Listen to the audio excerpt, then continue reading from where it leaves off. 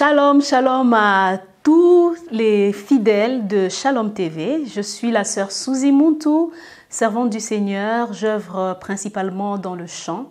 Donc j'aime dire que je suis chantre dans la moisson du Seigneur.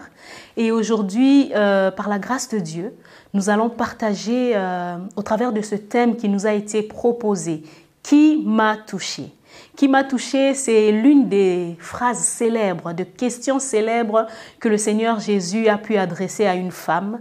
Et aujourd'hui, nous allons parcourir tout doucement ce passage pour en décortiquer quelques éléments qui vont nous édifier et nous encourager aujourd'hui.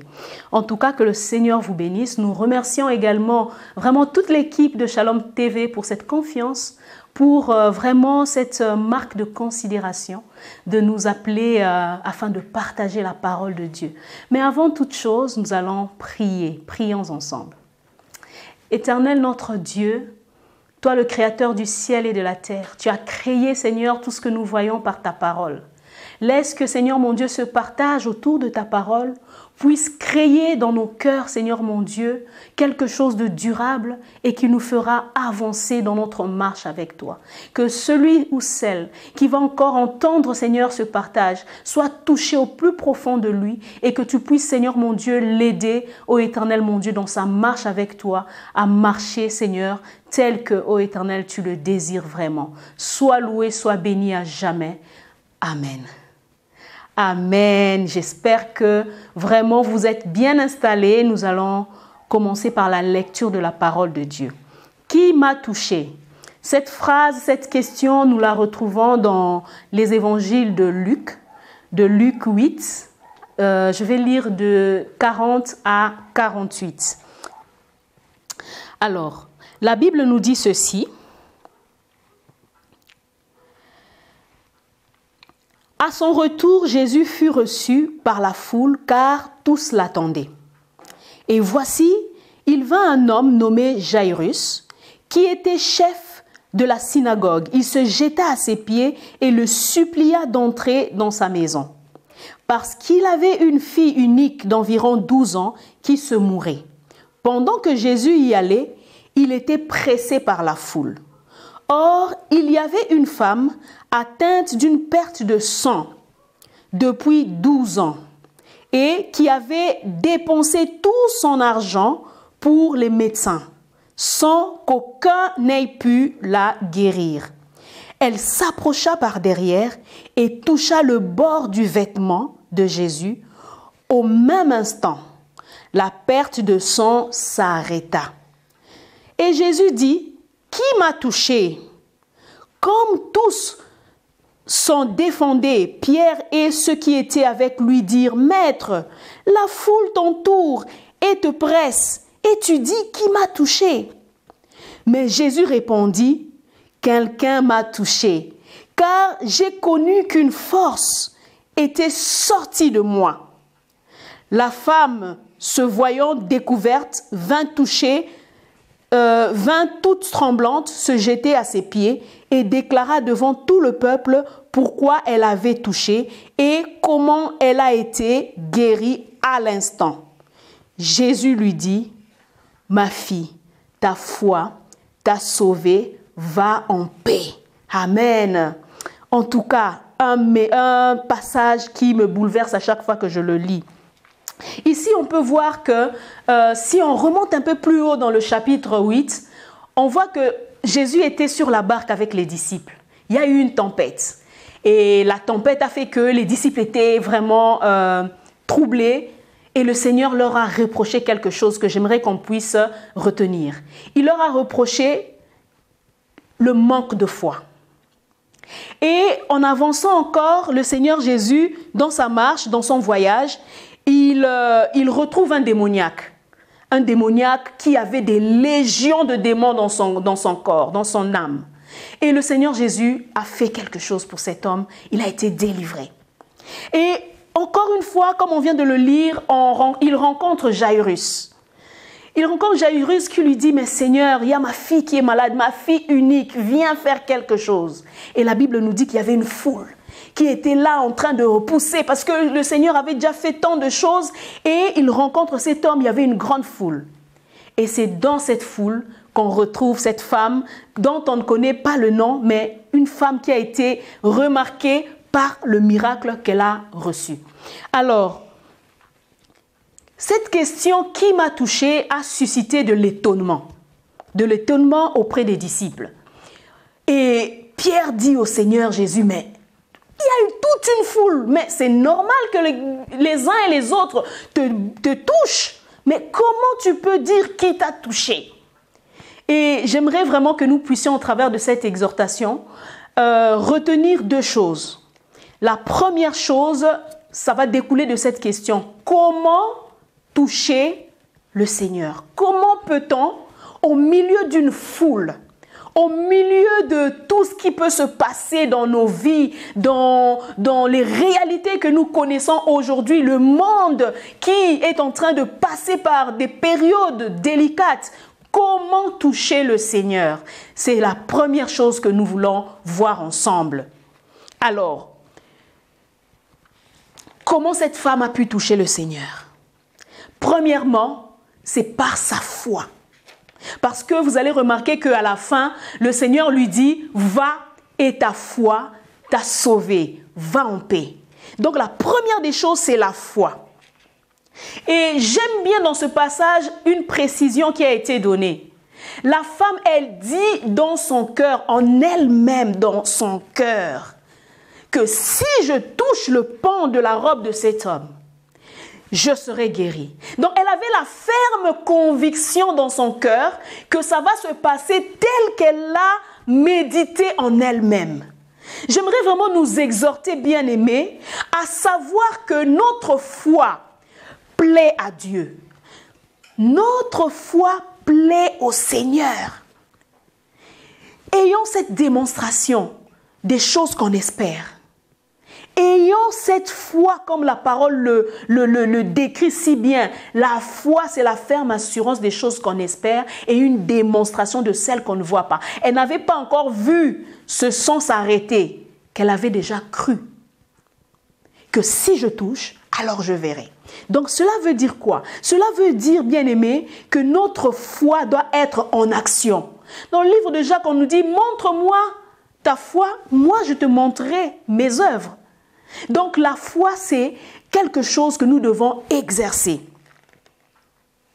Alors, j'aimerais nous dire quelque chose. La foi de foi n'est pas criarde. Ce n'est pas le fait de dire que je crois, je sers, je suis, je fais, que tu as réellement la foi. La foi, le Seigneur l'entend au plus profond de nous-mêmes.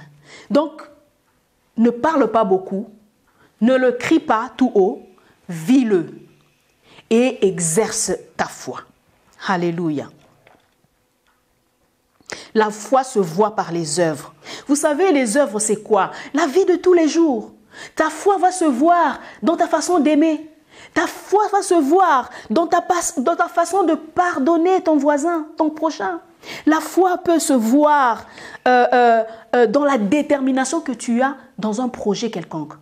Ta foi se voit dans tes œuvres, dans les œuvres. À l'église, la foi se voit quand tu exerces ton ministère avec beaucoup d'assiduité, avec beaucoup de fermeté, avec beaucoup d'amour. C'est comme ça que la foi peut s'exercer. Nous allons parcourir tout doucement autour de ce passage. Donc, on était en train de dire comment toucher le Seigneur. Comment le Seigneur peut dire « Ah, Géraldine m'a touché ». Comment le Seigneur peut dire « Ah, Suzy m'a touché ». Premièrement, par la foi.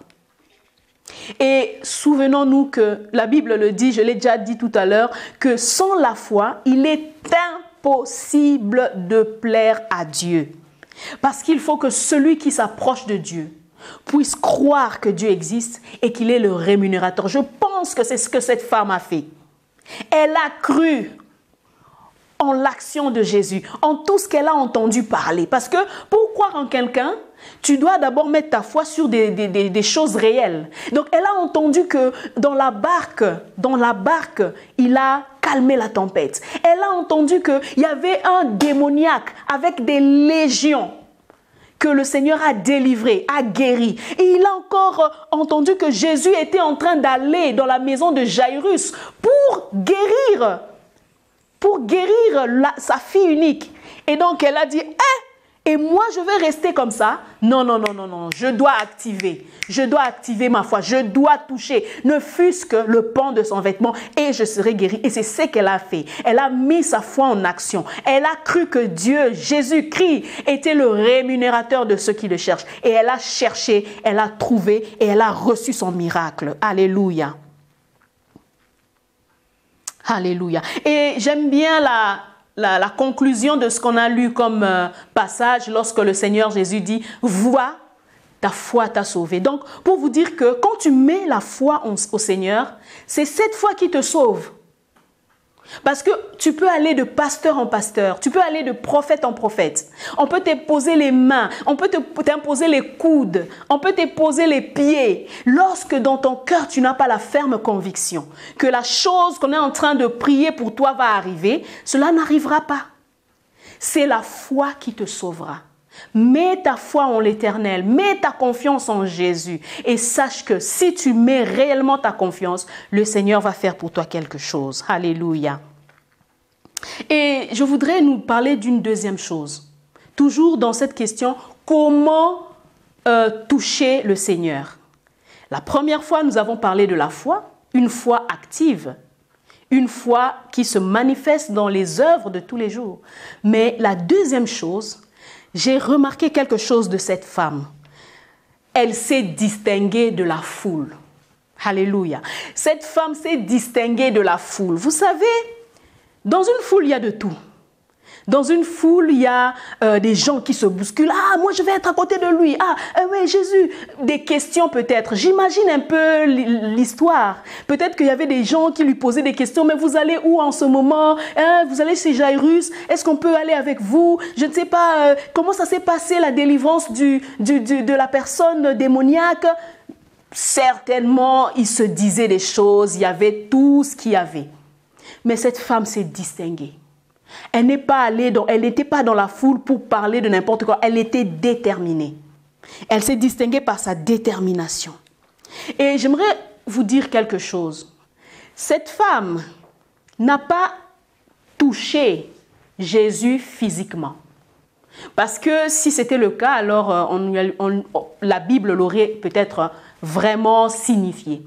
Mais on nous a dit qu'elle a touché le pan du vêtement. Je comprends, ça pouvait être vraiment le vêtement du côté sur le bras ou bien du côté un peu en haut, mais elle a touché le pan du vêtement. J'imagine dans cette foule comment ça peut être insignifiant de toucher que le pan du vêtement de quelqu'un. Donc, cette femme n'a pas touché Jésus physiquement. Elle n'a pas touché Jésus physiquement. Bien-aimé, dans la foule, distingue-toi. Dans la foule, ne suis pas l'effet de masse. Dans la foule, ne sois pas vaille que vaille. Non. Dans la foule, distingue-toi. Et lorsqu'on parle dans la foule, ça peut être dans ta famille. Dans ta famille, distingue-toi. Ça peut être dans ton couple. Tu as toujours tendance à regarder ce qui se passe dans les couples des autres. Non, regarde à ton couple. Franchement, la foule, ça peut être, voilà, tout le monde. Il y a une grande masse de personnes qui vont prier à tel endroit. Et comme c'est la tendance, comme c'est le mouvement actuel, allez, toi aussi, tu veux aller là-bas. Est-ce que le Seigneur t'a mis à cœur, t'a parlé, t'a montré au moins un signe pour aller là-bas? Ne suivons pas l'effet de masse, bien-aimés. Cette femme s'est distinguée dans la foule. Pendant qu'il y avait un mouvement pour aller quelque part d'autre. Ce n'était même pas destiné à elle. Mais parce qu'elle était distinguée, elle s'est distinguée, elle a reçu ce qu'elle avait à cœur de recevoir du Seigneur. Et dans toujours la démarche de se distinguer, mis à part le fait de suivre l'effet de masse, une tendance, une mode, une certaine musique, il y a aussi le fait de se distinguer en se mettant à part. Se mettre à part, se sanctifier. J'aimerais vraiment encourager quelqu'un de se dire que Tu peux te distinguer au travers de ta marche avec le Seigneur. Comment tu marches avec le Seigneur? Ta sanctification. Parce qu'aujourd'hui, on ne sait plus qui est qui. On ne sait plus qui est qui. Je vois encore des frères et sœurs, lorsqu'on arrive dans une fête, on ne sait plus qui est qui. Alors, quand il y a le pied gauche qui va aller, tout le monde va au même pied. Non, distingue-toi. Comment on saura que toi, tu es un enfant de Dieu si tu ne te distingues pas de la foule? En tout cas, sanctifions-nous par nos gestes de tous les jours. Hein, à l'école, tu peux être là, à l'école, tu es un grand tricheur. Et dimanche, tu vas chanter à la chorale. Dimanche, tu vas servir au protocole. Dimanche, tu vas prêcher. À l'église, distinguons-nous dans notre communion fraternelle, bien-aimés. Ne sois pas ce frère ou cette sœur qui, lorsqu'il est avec des frères, il parle d'autres sœurs. Ce n'est pas l'attitude d'un enfant de Dieu. En tout cas, distinguons-nous de la foule. Et aussi, on peut voir, oui, tel frère, telle sœur sur une affiche avec d'autres personnes, mais le même, il va encore en boîte. Le même, il fait encore des choses terribles qu'on ne peut même pas citer. Bien-aimés, la foi, c'est bien, mais la sanctification avec la foi produit le miracle. C'est ce que cette femme a connu. Elle avait la foi, elle a dit en elle-même, elle avait la foi, mais aussi, elle s'est distinguée de la foule. Alléluia, alléluia. En tout cas, donnons le meilleur de nous-mêmes lorsque nous marchons avec le Seigneur. Donnons le meilleur de nous-mêmes. Devenons meilleurs. La Bible nous dit dans 1 Corinthiens 11, 17, je ne vais pas le lire. La Bible nous dit que c'est un peu l'apôtre Paul qui était en train de faire une remarque. Il dit, mais vous vous réunissez pour devenir... vous vous réunissez non pas pour devenir meilleur, mais pour devenir pire. Ne nous réunissons pas pour devenir pire. Dans nos assemblées respectives, réunissons-nous pour un but, pour aller de l'avant. Alors, comme conclusion, qu'est-ce que je peux dire par rapport à ce thème? Qui m'a touché? J'aimerais que nous retenions ces deux éléments. Qui m'a touché? C'est une femme remplie de foi qui l'avait touché. Et c'est une femme qui s'est distinguée de la foule qui l'avait touchée. Ce n'est pas n'importe qui. Ce n'est pas n'importe comment que nous pouvons toucher le Seigneur. Pourquoi? Pourquoi toucher le Seigneur? C'est parce que lorsqu'on le touche, il y a transfert, bien-aimé. Lorsqu'on le touche, une force sort du Seigneur et se transforme en ton miracle. Une force sort du Seigneur et se transforme en ta solution. Une force sort du Seigneur et se transforme en ce dont tu as besoin. Ce pourquoi tu pleures jour et nuit. Tu es là peut-être que tu demandes au Seigneur des enfants. Exerce la foi, une foi en action, mais exerce la sanctification. Le Seigneur t'honorera. Le Seigneur finira par te donner ce que ton cœur désire. Alléluia. Alléluia. Une force sortira du Seigneur pour se transformer en la chose que tu désires. Ainsi, cette femme a été guérie. 12 ans, ce n'est pas rien. Elle a été guérie. Et je sais que le Seigneur peut le faire encore aujourd'hui. La Bible nous dit dans le livre d'Ésaïe, je vais clôturer par ce livre, par ce passage. La Bible nous dit quelque chose de merveilleux. J'aimerais qu'on le lise ensemble. Permettez-moi vraiment de le chercher plus rapidement et je voudrais qu'on puisse le lire ensemble. Ésaïe, le chapitre 6. La Bible nous dit les 4 premiers versets. L'année de la mort du roi Osias, je vis le Seigneur assis sur son trône très élevé. Et les pans de sa robe remplissaient le temple. Des séraphins se tenaient au-dessus de lui. Ils avaient chacun 6 ailes, 2 dont ils se couvraient la face, 2 dont ils se couvraient le pied, et les 2 dont ils se servaient pour voler. Ils crièrent l'un et l'autre, et ils disaient, Saint, Saint, Saint est l'Éternel des armées. Toute la terre est remplie de sa gloire. Les portes furent ébranlées dans leur fondement par la voix qui retentissait et la maison se remplit de fumée. Bien-aimés, aujourd'hui encore, les pans de la robe de notre Seigneur est vraiment remplit les temples, remplit l'église. Le Seigneur est disponible pour nous faire du bien. C'est à toi d'aller toucher ce pan de vêtements avec ta foi, avec ta consécration. Et le Seigneur ne manquera pas de dire qui m'a touché. Et une force sortira de lui pour te donner vraiment ta guérison, pour te donner le travail, pour te donner ta famille, les enfants, pour te donner tout ce dont tu as besoin. Une maison, peu importe, le Seigneur est disponible. Le pan de sang, ne va pas à l'église n'importe comment, ne suis pas l'effet de masse et ne n'aie pas une foi fébrile. Exerce-toi et ta foi va s'augmenter dans la prière, dans la méditation de la parole de Dieu. Ça va susciter en toi une force qui va te permettre de persévérer. Alors, bien-aimé, que le Seigneur te touche en ce moment. Je vais tout simplement clôturer en priant pour vous qui nous regardez, afin que Dieu augmente ta foi. Afin que Dieu augmente notre foi, qu'il augmente notre consécration, notre sanctification, afin de le toucher et qu'il s'écrie du haut des cieux sur son trône.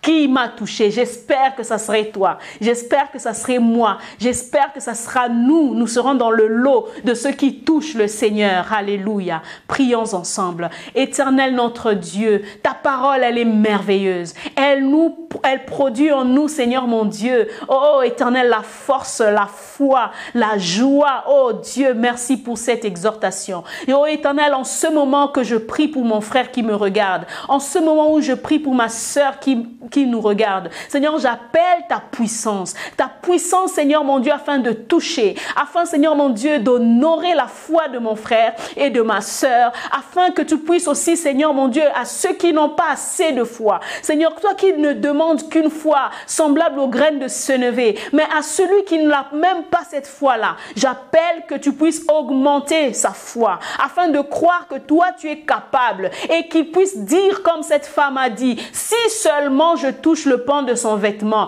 je serai guéri. Alors Seigneur mon Dieu, accomplis cela dans la vie de mon frère. Augmente sa foi, augmente Seigneur mon Dieu, mon roi, sa sanctification, afin que Seigneur, qu'elle soit parmi ceux ou celles qui te touchent à chaque fois qu'ils viennent dans ta présence. Seigneur, que nous puissions pas nous fier à l'effet de masse, mais que nous allions dans nos églises, que nous allions dans nos familles en te cherchant réellement, Seigneur. Oh Dieu de grâce et de fidélité, je bénis tout un chacun qui nous regarde dans le nom de Jésus-Christ, notre Seigneur et Sauveur. Amen.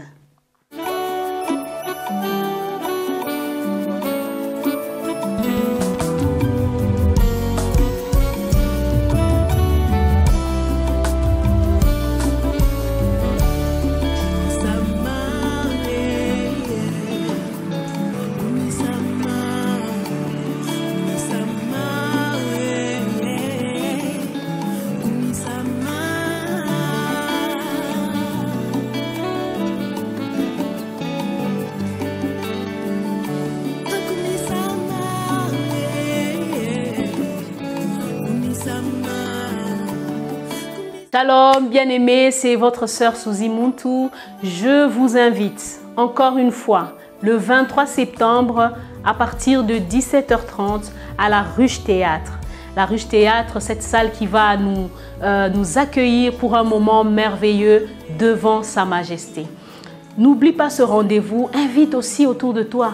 Ne viens pas seul parce que c'est des moments comme ça où le Seigneur nous attend pour nous faire du bien. Alors je suis convaincue que ce jour-là, le Seigneur nous fera du bien. Donc viens et ne tarde plus. Réserve par contre ton ticket sur laruchetheatre.be. Que Dieu te bénisse.